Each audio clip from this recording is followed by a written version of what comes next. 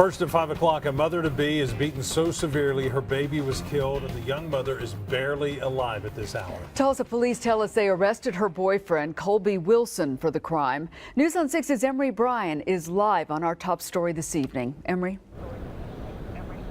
Well, this couple had been here before. Colby Wilson arrested for domestic assault.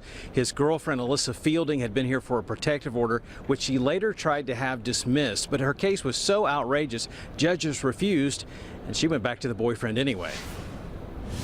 The victim's name is Alyssa Fielding. She was 6 months pregnant, and tonight her child is dead, and she is on life support, not expected to survive. Police were called to the Sawmill Apartments, number 1016, on a report of a suicidal person. And we found a victim that was receiving CPR from the suspect's mother, and she didn't have a heartbeat, and her unborn 6-month baby did not have a heartbeat.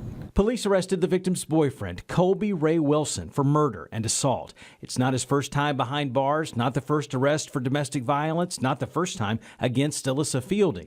She was well known at Tulsa's Family Safety Center, where she went for help 3 years ago because Wilson was beating her. You have to take the step to make the change. Fielding got a protective order against Wilson, and police noted her injuries: a broken nose, broken facial bones, and a broken hand. She had been beaten with an extension cord and had broken ribs, plus bruises from past injuries.